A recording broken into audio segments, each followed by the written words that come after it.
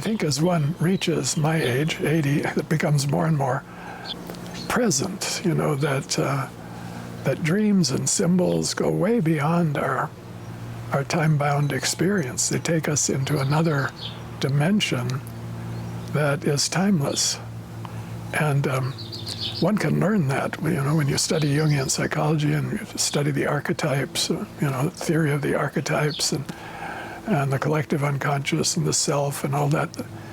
It's a theory, they're words. And I learned those when I was very young, in my 20s, and I could use them very well. But as you experience life more and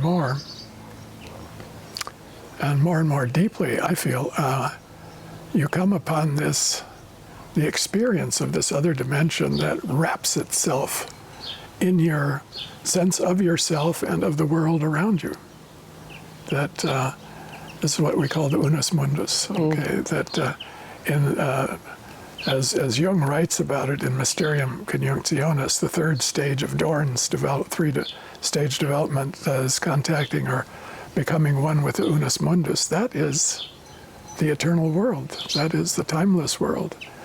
And so while we still live in time, we also live outside of time. And uniting these two is a real challenge. I think it's, as Erik Erikson writes about the stages, each has its tasks. There is a task for each stage of development: trust, mistrust in the early ones, integrity versus despair in the later one. In this one, it would be grasping this sense of timelessness, or I think falling into a kind of pessimism. Life is short, life is nasty, you die and that's it. Live the best life you can while you can, stay healthy. All of that's very important, and that's all there is. You die, bury me, finished. But if you grasp that timeless part, you get a sense there's more to it than that. And so that gives your attitude a basic shift, I think, to another vision of what life is all about. What do you say to people that say that that's just wishful thinking and that is just something to change your attitude and nothing else? Well, if it's only wishful thinking, it won't take very deep roots in you. You'll entertain the thought for a moment and then you'll let it go.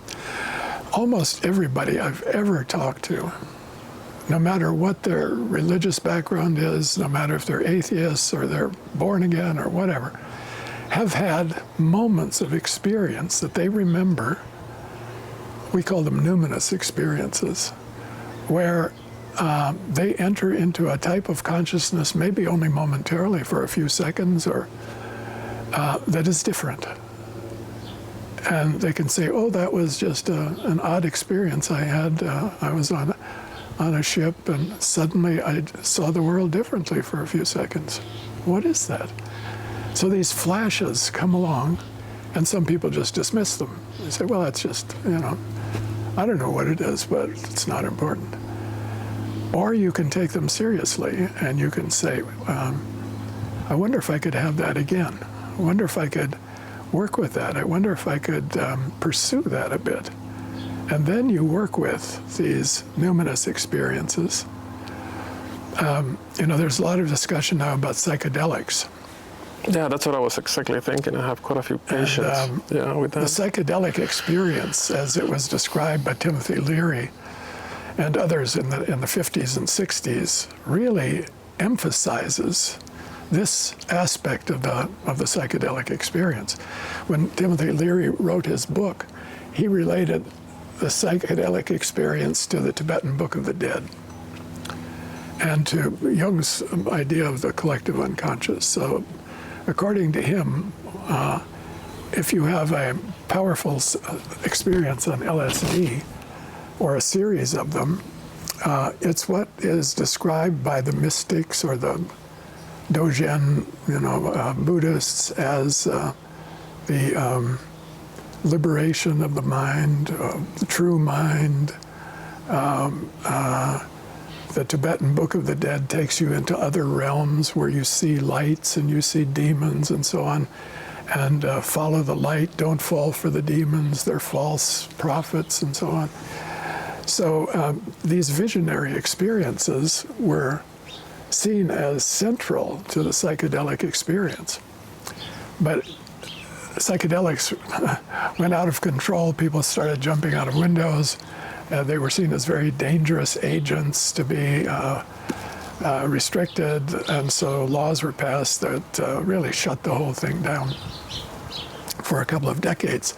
Now it's coming back, and under certain very regulated conditions, psychedelics are being used to treat certain types of mental illness, anxiety disorders, chronic depression, OCD, other types of sometimes physical maladies of various kinds. And the studies have shown that they produce excellent results. They really relieve the symptoms, if not permanently, for a long period of time. People live better lives. So that's one application. When Jungians come to it, of course, they're interested in individuation psychology. Do they promote individuation? Right. From the point of view I've just been discussing, if they can give you the experience of the eternal in an effective way, and then you can build on that, you can do something with it, we would say, yes, it can help promote individuation in the sense of building out this sector of the personality that we call spiritual and linking it to the temporal, to our everyday lives. We have to pay taxes, we have to go to the grocery store, we get sick, we have to go to the dentist, all this god-awful stuff, everyday life, politics, all of that, which is all, in its own way important. But this other side is sadly neglected in modernity, in modern life.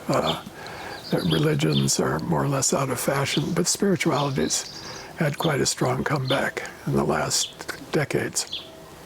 So the psychedelic issue, should Jungian analysts consider using psychedelics, ayahuasca or psilocybin, the mushrooms, or LSD, under very special circumstances, analytic accompaniment, analysts being present with the person, analysts trained to use these things, and then building it into the analytic experience as a part of the analytic experience, like you do a dream or active imagination. And that's probably the difficult part, the integration of the experience, isn't it? That's the difficult part. That's the difficult part. So in the 70s, Ian Baker in Zurich, was an analyst, British, lived in Zurich, did a lot of experiments with LSD with clinical patients at the Zurich Barrack Hospital.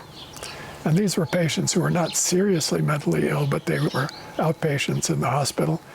And he administered LSD doses to them in a very contained way, and then tried to work with the experiences. And he concluded that they were unworkable, that they were too far removed from what people's normal life is, and they couldn't pull them in. That's right. They couldn't relate to them. It's like you've gone to Mars and had an experience, come back to Earth, and you have memories of it, but you can't use it, really. It's too different. It's too overwhelming. And overwhelming. It can be overwhelming. Sometimes it's not, but it can be overwhelming. So, Jung's preference was to use the natural methods, dreams, active imagination, which are much closer to your everyday life. You dream about your neighbors, your spouse, your children, whatever.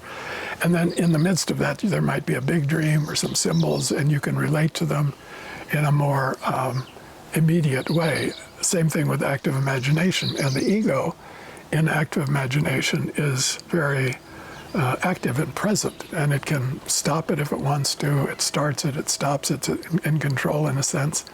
And the ego is interacting fully with the images, whereas in the psychedelic experience, as it's reported, the ego is pretty much knocked out. You lose control. It can be very scary. You go into another realm. experience something, and then you come back, and the ego hasn't really been engaged in the experience.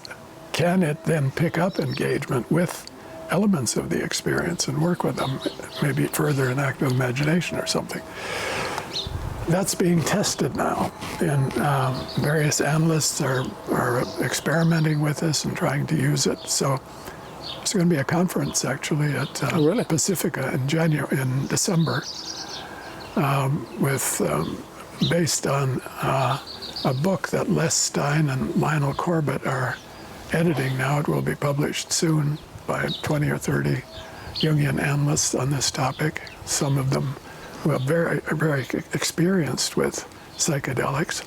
I'm not. I wrote a short essay as well, but their project is to try to develop a protocol, what they call a protocol for analysts if they want to use psychedelics in their practices. How to do it, when to do it, with whom to do it, under what conditions to do it, and with the stipulation that the analyst is specially trained to do that. There are trainings in this that you can take. Yeah, now. sure, yeah. And you have to do it yourself, so you know what the experience is like, and then you can do it with others and so on. So that's the goal, to develop some kind of protocol, not to rule it in or rule it out, but to, if you want to use it, here's how you can do it responsibly. Yeah. That's the goal. So this is under construction right now. Yeah.